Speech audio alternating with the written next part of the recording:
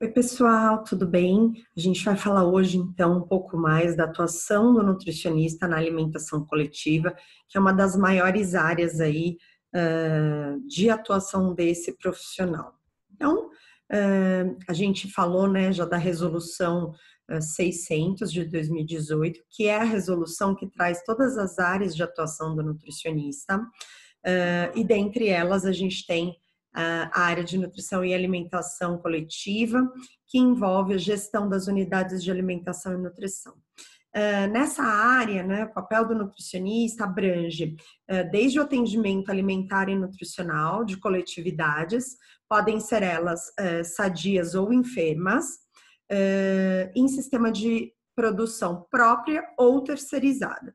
Então, vocês vão entender que geralmente esse tipo de restaurante ou essa unidade produtora de alimentação e nutrição, ela pode ter dois tipos aí de processos de gestão. A autogestão é quando o serviço de nutrição ele faz parte, né, da empresa, e quando esse serviço ele é contratado de uma empresa ou é prestado por uma empresa terceirizada, a gente fala que é um serviço na forma de concessão ou gestão terceirizada. Então, relembrando aí a sub-área, né, de gestão em unidades de alimentação e nutrição, a gente tem 4 principais segmentos. Então, dentro do segmento de alimentação e nutrição, esse segmento ele pode estar tanto em empresas públicas quanto em empresas privadas. O primeiro subsegmento é o de alimentação coletiva, seja ele autogestão ou terceirizado, e pode estar presente em empresas e instituições. Hotéis, toda a parte de hotelaria marítima, comissárias, né, que são aquelas refeições servidas aí a bordo dos aviões, unidades prisionais, hospitais, clínicas em geral, hospital-dia, unidades de pronto atendimento, spas, serviços de terapia renal e instituições de longa permanência para idosos. Além disso, a gente tem aí um subsegmento de alimentação escolar, dentro principalmente da rede privada de ensino. O segundo subsegmento seria alimentação e nutrição no ambiente escolar, onde a gente tem o PNAE como subsegmento e alimentação e nutrição no ambiente escolar. Lembrando que o PNAE é um programa que vocês vão ver mais para frente, um Programa Nacional de Alimentação Escolar, cujo objetivo é ofertar refeições saudáveis associado ao processo de educação alimentar e nutricional. Isso porque, a partir do momento que a gente consegue atingir as necessidades nutricionais de maneira adequada das crianças, a gente promove o crescimento adequado delas, a boa aprendizagem, o desenvolvimento biopsicossocial, o rendimento na escola e a formação de práticas alimentares saudáveis, já que o programa também engloba uma abordagem aí de educação frente à ingestão de alimentos. O terceiro segmento dentro aí de gestão de unidades de alimentação e nutrição é um outro programa, é o PAT, Programa de Alimentação do Trabalhador. Esse programa ele é realizado através das empresas fornecedoras de alimentação. Então, a empresa ela pode se filiar ao programa, né? E esse programa ele traz uma série de características obrigatórias que devem compor os cardápios, né? Ou as refeições que vão ser oferecidas a esses trabalhadores.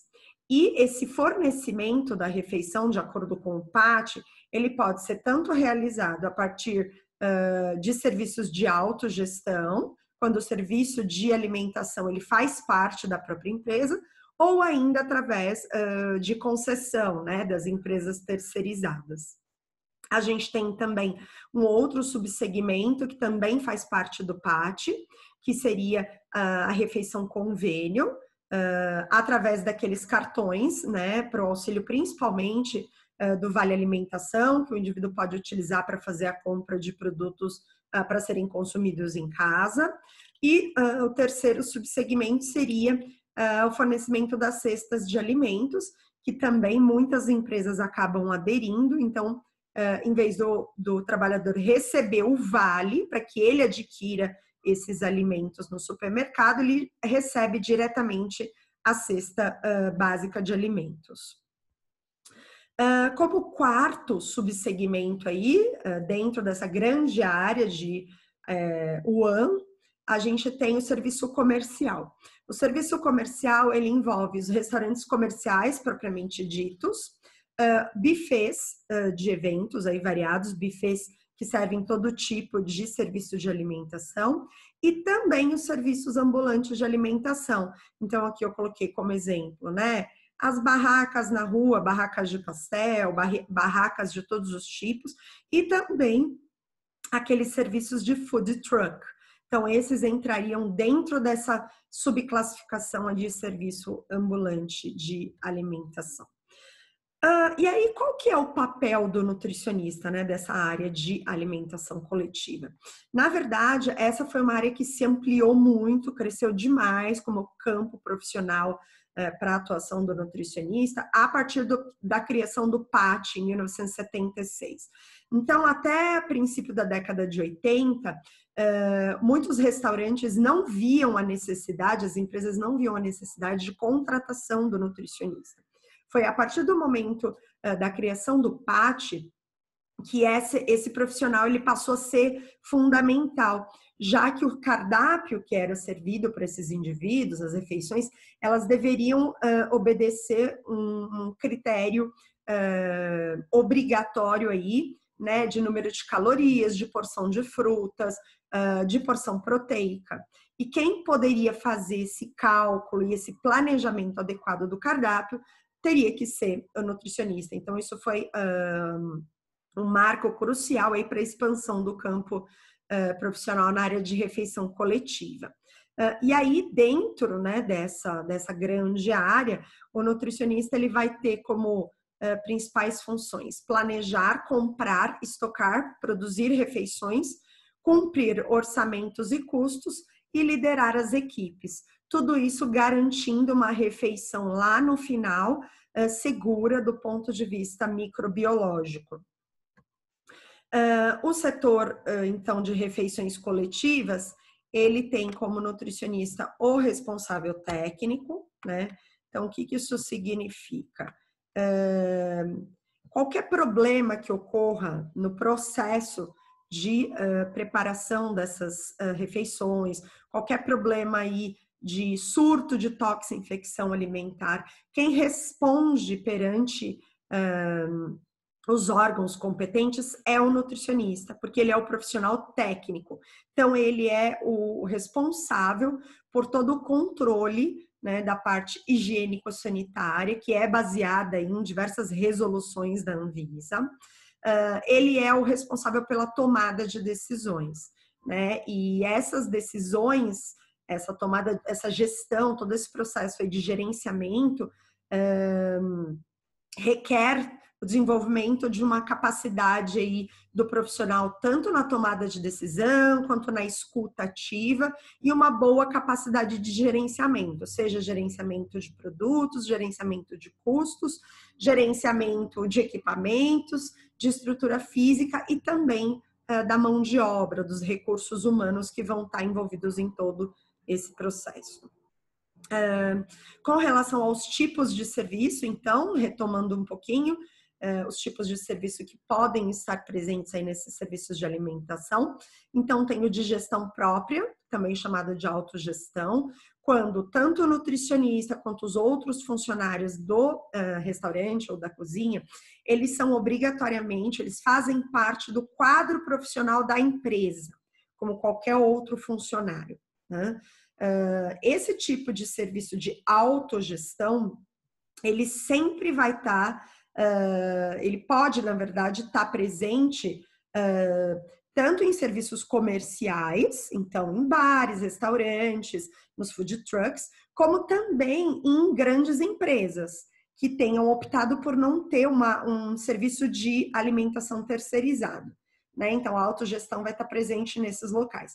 Já a gestão terceirizada, que é contratar uma outra empresa, que normalmente é especialista, né, no serviço de alimentação, na produção de refeições, essa gestão terceirizada, ela geralmente só está presente dentro das grandes indústrias ou das grandes empresas, né? Dificilmente a gente vai encontrar o serviço de gestão terceirizada em unidades comerciais de alimentação. E aí, independente do serviço, né, esse fornecimento de refeições ele pode estar presente em escolas, universidades, hospitais, empresas, estabelecimentos que trabalham aí de maneira geral com produção e distribuição. Muitas vezes a refeição ela é produzida num outro local e simplesmente é transportada até o local de consumo, que é um serviço que a gente chama de refeições transportadas, né? Então, o local onde essa refeição ela é produzida, ele pode ser tanto autogestão quanto terceirizado. Geralmente ele vai ser terceirizado, porque já que a empresa não disponibiliza um local para o preparo dessas refeições, para ela é muito mais fácil contratar uma empresa terceirizada que já tem esse local, uma estrutura física, equipamentos e a mão de obra especializada para todo esse processo de aquisição, armazenamento, pré-preparo, preparo, e aí a empresa contratante ela precisa apenas disponibilizar um local para que os indivíduos consumam essa refeição.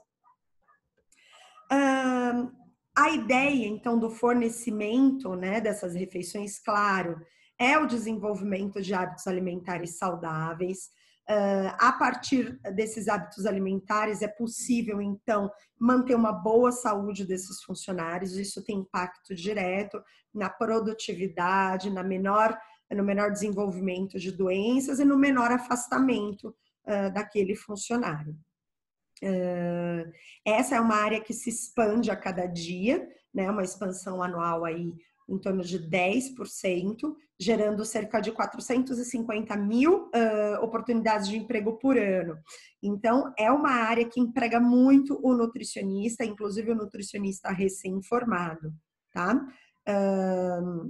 Lembrando, então, que aqui nesse local, o nutricionista ele vai ter um papel essencial na supervisão, tanto na produção das refeições, quanto naquele gerenciamento de custos e também dos outros colaboradores, né, na parte de mão de obra.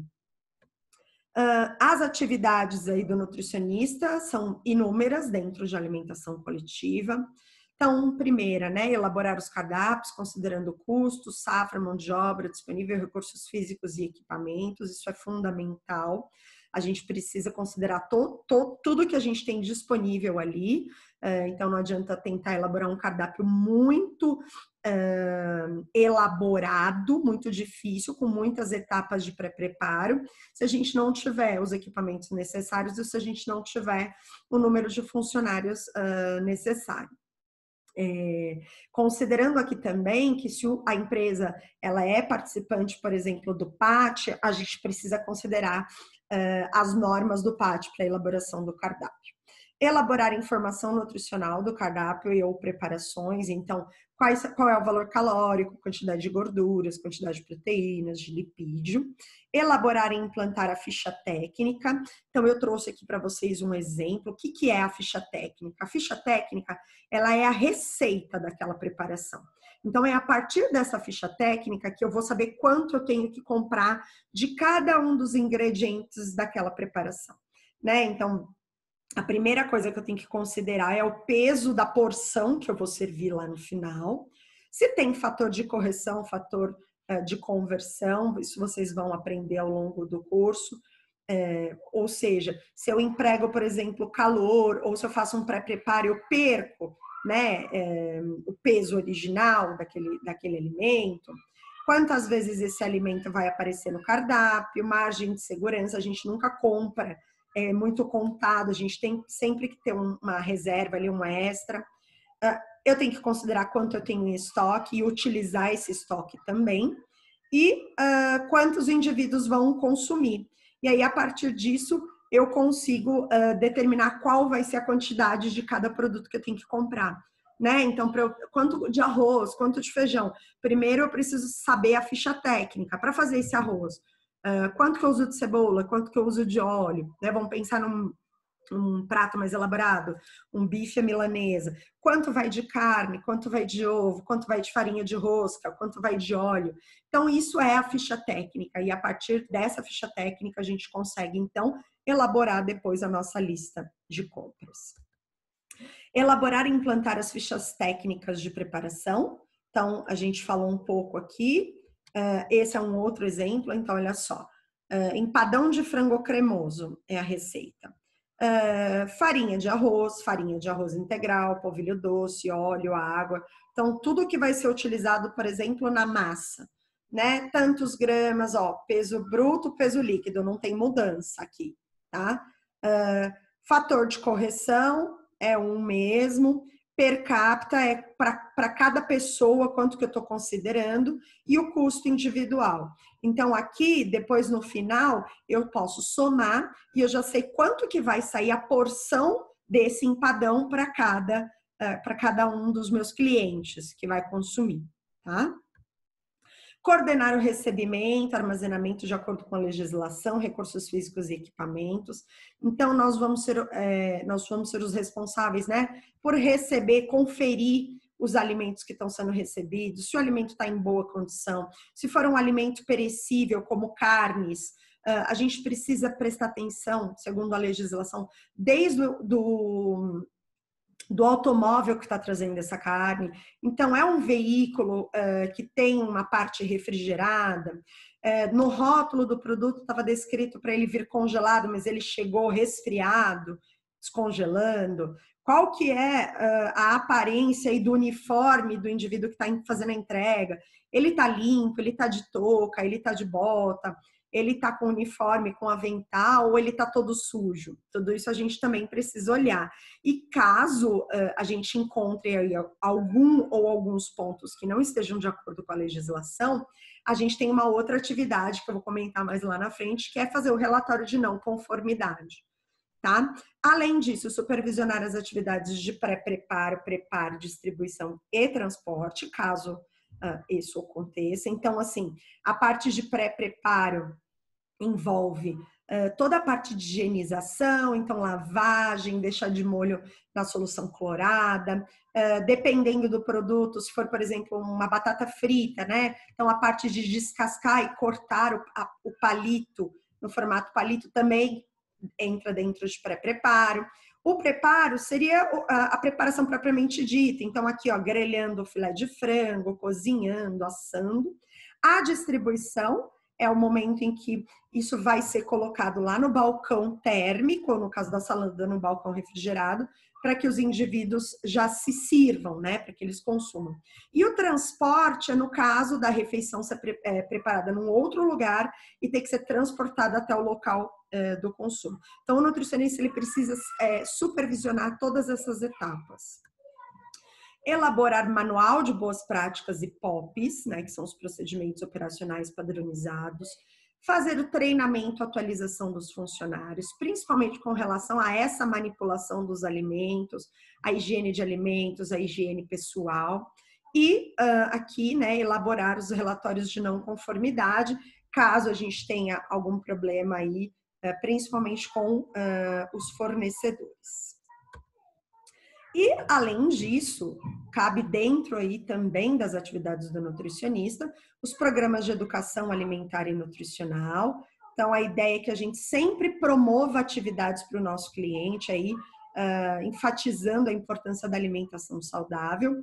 E esse controle aqui de sobras, restos e desperdícios, ele é essencial, inclusive, para a gente diminuir ou controlar o nosso custo, né? O custo da refeição. Mas qual que é a diferença entre sobra, resta, né, e o desperdício? A sobra é aquele alimento que sobra dentro, por exemplo, da cuba, da panela, que foi preparado, mas não chegou no prato do consumidor, né? Então, o indivíduo cozinhou 10 quilos de arroz e sobrou 2 quilos na cuba.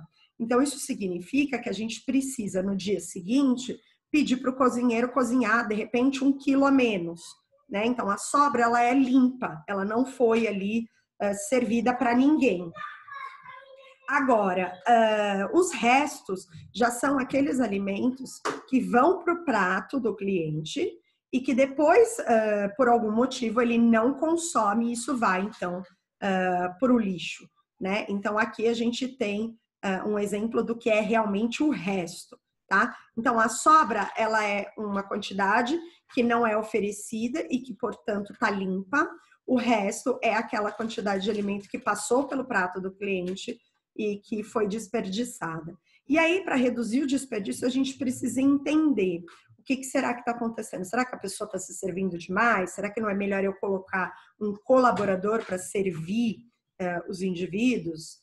Ou não, está com algum problema na preparação, a preparação ficou salgada, ficou sem tempero, não estava bonita a aparência, e isso fez com que as pessoas se servissem, mas acabassem não consumindo. Então, tudo isso é papel aí do nutricionista dentro dessa unidade de alimentação e nutrição, em qualquer um daqueles locais aí que a gente comentou, certo? Espero que vocês tenham gostado aí desse conteúdo e nos vemos então na próxima aula. Tchau, pessoal!